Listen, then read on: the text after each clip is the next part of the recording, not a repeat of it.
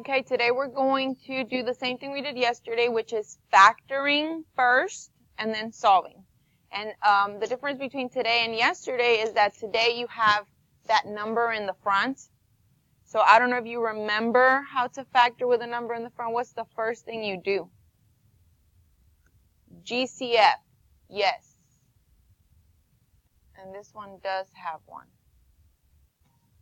So what's the greatest common factor of this one? 3. That means I can take out a 3. And what is left? X squared. 9 divided by 3 is 3 plus 3x. And negative 12 divided by 3 is negative 4. So then you factor that. Two numbers that multiply and give you negative 4 and add to give you 3. So we put it in decimals. We do xy equals negative 4. Is it negative 4 or positive 4? Negative 4 and positive 3. And then two numbers that add to give you 3. So those are negative 1 and positive 4. So those are my factors, not my solutions. So we write them like this.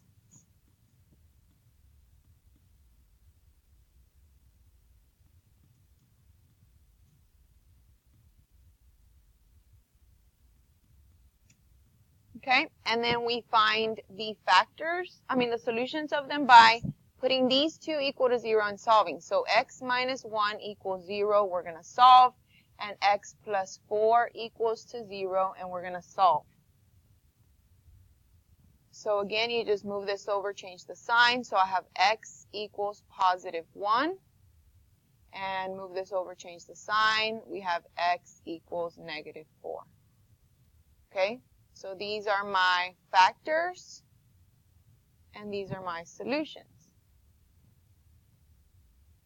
Well, what if you don't have a greatest common factor? Like example 3, there is no greatest common factor of 2, 3, and 5. So then what do you do?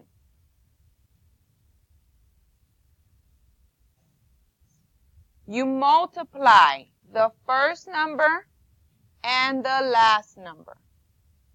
Remember that? So what's 2 times negative 5? Negative 10. So remember, I'm going to take this one off for right now, and then I'm going to need it later, right? So it's x squared plus 3x minus 10. Because 2 times negative 5 is negative 10. So we're going to factor those. I need two numbers that multiply and give me negative 10 and add to give me a positive 3. So the only one that I need to change is this one to negative 10. And my factors are negative 2 and positive 5. Negative 2 and positive 5.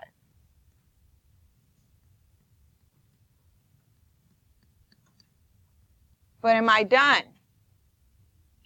No. Remember what we said about the 2? I'm going to need it now. Let me use a blue. This 2, I need it, so I'm going to divide this by 2 and divide this by 2. Which one of those can be reduced? The 2. What is 2 divided by 2? 1, and that's a negative 1 because there's a minus, so it's x minus 1. And then this one cannot be reduced, so what do I do with the 2? You move it to the front. So it's 2x plus 5. What are those called? What are these called? Factors. These are my factors. I still need my solutions. Okay? So this one's easy. You just change the sign of it. So that's x equals positive 1 is one of the solutions. But the other one, you need to solve for it. So you have 2x plus 5 equals 0, solve. What do you move? The plus 5 moves over and becomes a minus 5. And then divide by 2. Divide by 2. X equals negative 5 over 2. Well, guess where that negative 5 over 2 came from? From right here. So all you really needed to do was take this and change the sign of it. So if you can remember that, if not, that's fine. You just solve, set it equal to 0 and solve. Okay? You guys are going to practice the ones in the front. Let's go to the back. I want to show you how to do these last 4.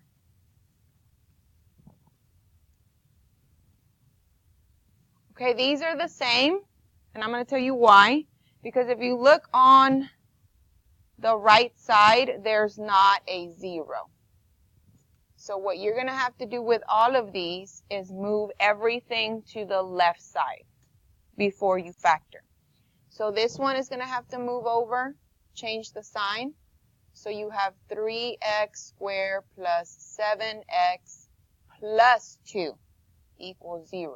And then you're going to factor that one. Here, you're going to move this one over, change the sign, but put it in the middle because it has an x. So it's 8x squared minus 10x plus 3. They have to be in order, equal to 0. Okay, see this one moved here. Where do I move this one to? At the end. And change the sign. So it's going to be a plus 5. So I have 12x squared plus 32x plus 5 equals 0. And then this one, I'm going to move this with the 5x. So subtract it because it's a minus. This becomes a minus. So now I have 4x squared, right? Because this is a minus 1. So you're subtracting it from there. And then this one, you're also going to subtract, but you're going to put it at the end because there wasn't a number there.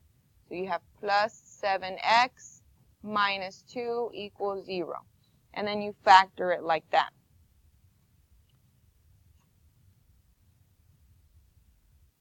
So let's go ahead. I'm going to do number 11.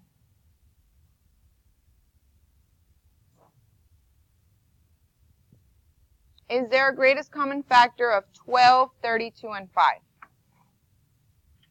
Greatest common factor of 12, 32, and 5.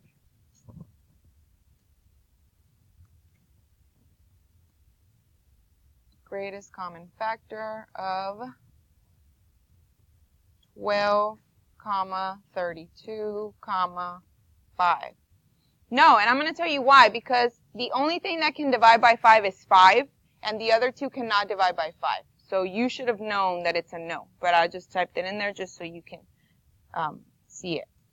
All right, so if I cannot factor anything out, we're going to multiply the first and the last number. So 12 times 5. What's 12 times 5? 60. So I have x squared plus 32x plus 60, and we're going to factor that one. Remember, we're going to need that 12 in a little bit. So I need factors of that. Two numbers that multiply and give you 60 and add to give you 32. 60 and 32.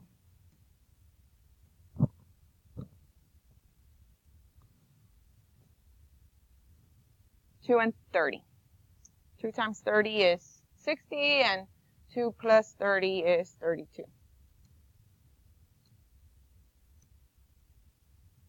So it's x plus 2, x plus 30. Am I done? Do I get to solve now? No, you're going to take the 12 and divide both of them by 12. Can this reduce? Yes, it can. Can this reduce? Yes, it can. Let's reduce them. 2 divided by 12. 2 divided by 12 is 1 over 6. Write it down. And 30 divided by 12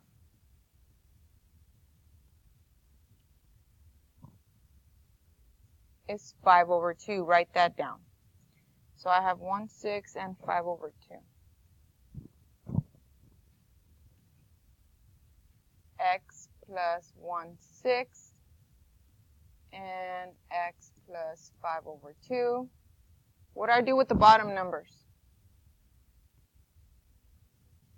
Move it. So this goes to the front, and this 2 goes to the front.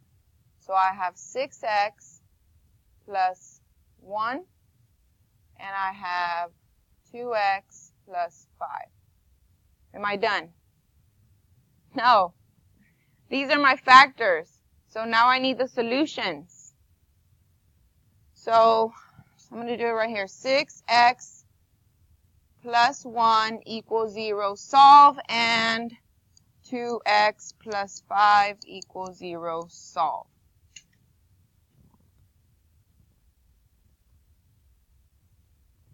But remember what I told you about this and this? That's going to be your answer. You just have to change the sign. Because if I move this over, that's a -1. Divide by 6, x equals a -1/6. Same thing with this one. Move this over, change the sign. Divide by the 2. That's your solution. Okay? So if you can remember that, that's great. You don't have to solve. Go ahead and start with the front ones, and try to finish as many as you can and ask questions.